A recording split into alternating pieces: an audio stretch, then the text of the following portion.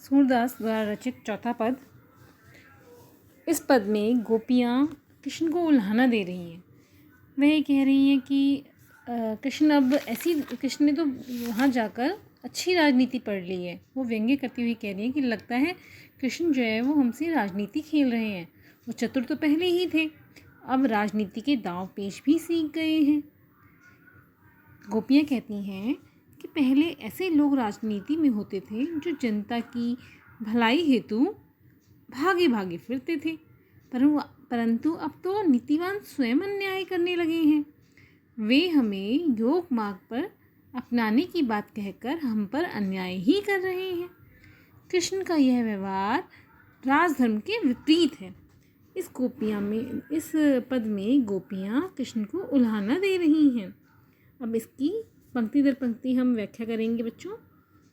हरि है राजनीति पढ़ी आए। हरि यहाँ पर कृष्ण को कहा गया है। राजनीति पढ़ी आए मतलब सीख आए कि हरि ऐसे गए हैं वहाँ पर द्वारका कि उन्होंने अच्छी राजनीति पढ़ ली है। वो अब राजनीति की बातें करने लगे हैं हम गोपियों से। वो कहते हैं अरे भंवर, क्योंकि ये भ्रमर गीत है, भंवरे के माध्यम से इसमें गोपियाँ जो है उद्धव से बात कर रही हैं। तो वह गोपियाँ कह रही हैं कि अरे भंवर उद्धव, समझी बात कहत मधुकर के। मधुकर भ्रमर, मधुकर का अर्थ होता है भ्रमर। यहाँ पर मधुकर के लेकिन दो अर्थ हैं। एक तो भंवरा जो संदेश जिसके माध्यम से जो गोपियाँ हैं वो उद्धव से बात कर रही हैं, और एक उद्धव। तो यहाँ पर श्लेष अलंकार है। क्यों श्लेष अलंकार है? क्योंकि यहाँ पर मधुकर के दो अर्थ हैं, तो यहाँ पर श्लेष अलंकार है।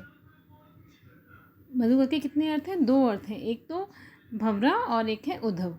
इसलिए वो ये कह रहे हैं कि हरि कृष्ण इतनी राजनीति पढ़ाए हैं कि वो अब इतने जानकार हो गए हैं। उन्हें लगता है कि अरे भंवर मेरी बात कहते ही सुन गई हो कि दाल में कुछ काला है, अब समाचार जान गई हैं। हम कृष्ण की छल भरी राजनीति को समझ गई हैं।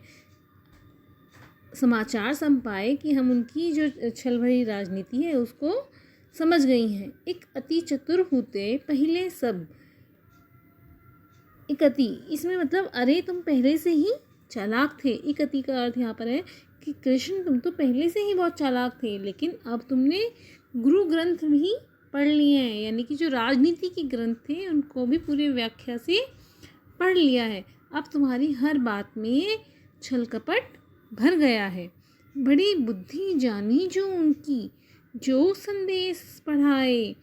कि अब क्या कह रही हैं गोपियाँ कि हम तो कृष्ण की बड़ी बुद्धि का बड़पन भी मान गए हैं। उन्होंने हमारे लिए योग का संदेश भेजकर बड़ी समझदारी की बात की है कि हम उनकी बड़ी बुद्धि को जान गए हैं। उन्होंने हमें क्या भेजा है? योग का संदेश, योग रूपी संदेश भेजा है। कि उन्होंने सोचा कि हम कृष्ण के योग संदेश को सुनकर उनकी प्रेम भक्ति को भूल जाएंगे। उधे भले लोग आगे के, परहित ढोलत भाए। परहित होता है दूसरों का हित। परहित क्या होता है बच्चों? दूसरों का हित। हम कहते हैं ना परहित सरस धर्म नहीं पाई। परहित का अर्थ होता है दूसरों का हित। पठाए मतलब भेजे। पठाए का अर्थ क्या होता है? भेजे। उधो भले लोग आगे के, परहित ढोलत भाई। उन्हें लगता है कि योग संदेश सुनकर हम जो है कृष्ण को भूल जाएंगी, तो ये जो सोचना है वो मूर्खता है।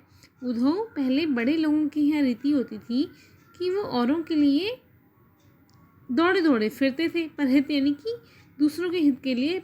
उधो भले लोग आगे के, यानी कि पहले के लोग थे जो परहित मतलब दूसरों के हित के लिए दौड़े दौड़े फिरते थे।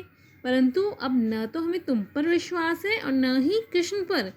क्यों नहीं विश्वास है?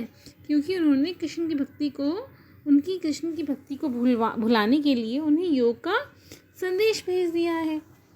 अब अपने मन फेर पाहिए मतलब फिर से पालेंगे। फेर पाहिए का अर्थ क्या होता है बच्चों?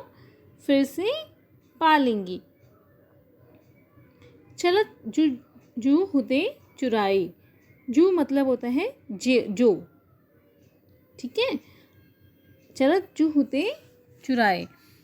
परंतु अब हमें ये समझ में नहीं आ रहा कि जो कृष्ण औरों से अन्याय को बचाते थे वे अब हम स्वयं पे अन्याय कर रहे हैं। ते क्यों अनीति करे आपुन जे और की अनीति छुड़ाए। कि जो पहले दूसरों की अनीति के खिलाफ खड़े होते थे आज हम पर भी क्या कर रहे हैं, अन्याय कर रहे हैं, हमें प्रेम भक्ति छोड़ने के लिए कह रहे हैं। वे हमें अपना प्रेम न देकर हमें क्या कर रहे हैं, योग का संदेश भेज रहे हैं।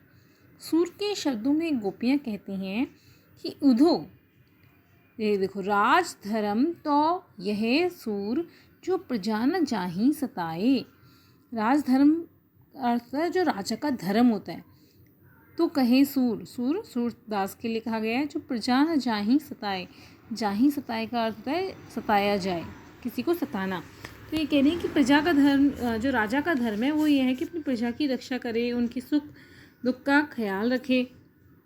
परंतु तुम तो उसके विपरीत हो। तुम क्या कर रहे हो, अपनी योग माध्यम से, योग संदेश के माध्यम से हमें ही सता रहे हो। तो राजा का धर्म ये होना चाहिए कि अपनी प्रजा की रक्षा करे, अपनी प्रजा को न सताए।